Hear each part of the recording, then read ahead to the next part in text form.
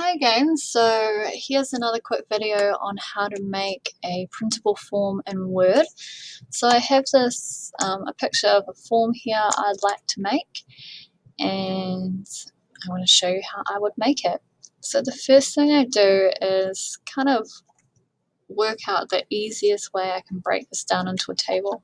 So excuse my drawing skills on the computer, but I usually just on a piece of paper work out where the table would be, just to make it really easy for me.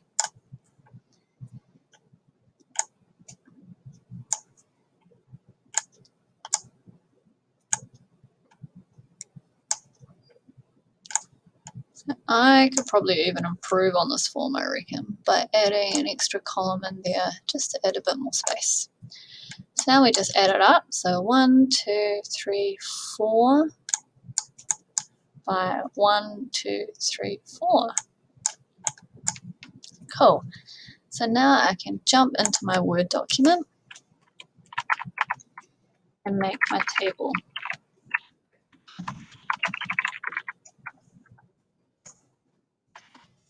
So I want to insert 1, 2, 3, 4 by 1, 2, 3, 4.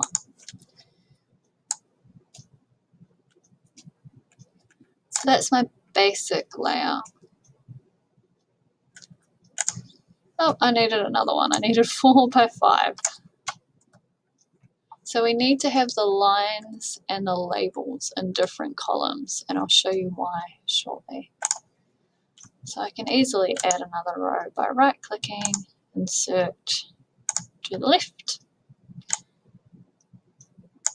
Awesome. Make everything a bit smaller so it fits on my page.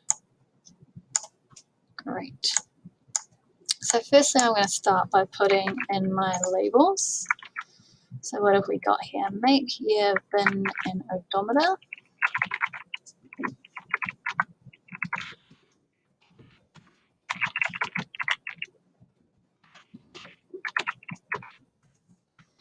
And we have model, color, style, and title number.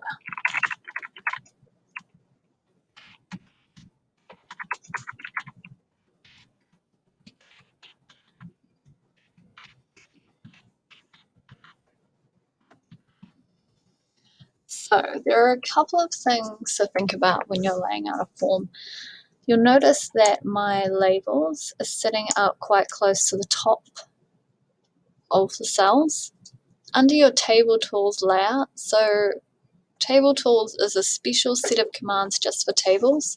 You'll notice if I click out of my table, it disappears, and when I click into my table, it reappears.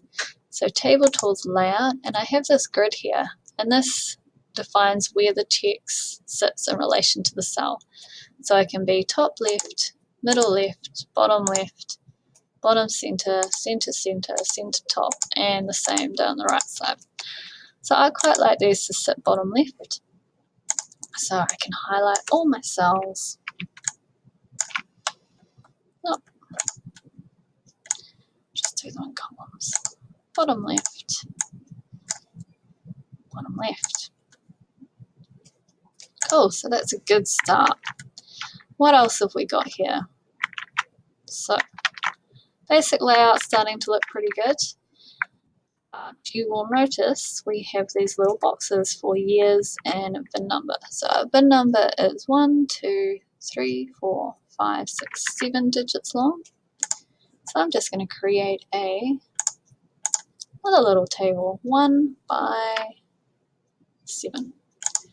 So again, this is one of those things you can do lots of different ways. This is just the way I find it easiest to do. And my year, of course, has 4 digits.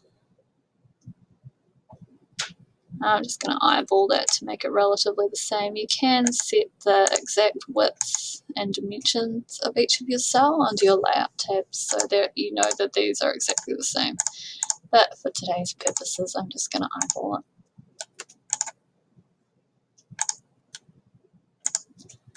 Cool.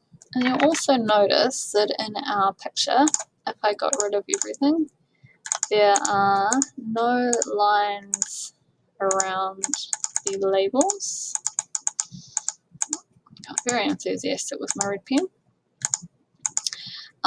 So that's what we can do first. We can go and get rid of all the borders. So to get rid of a border, design, borders, no border, no border, and also for that extra middle column I added to add some space. Great, so there's still a few other lines we need to get rid of. So for example, the top border on that cell, the right border on all of these cells, the top border on that one, the bottom border on both of those ones, and the top border on the VIN number cell. Well, it's going to be a little bit hard to select those sometimes. So a wee tip, if you're finding it hard to see where all the cells are, I like to turn my grid lines on. So now I can easily see which cell I am referring to.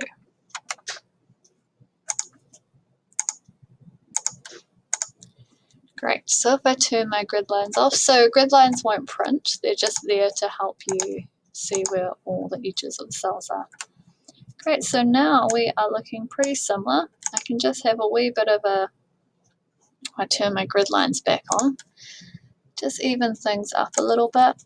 I can make these ones a bit bigger so the labels sit closer to the lines. Cool, and so now if I turn my grid lines off, I have a pretty good replication, if not improvement, of that printed form. So I hope that's been helpful. Any questions, just sing out.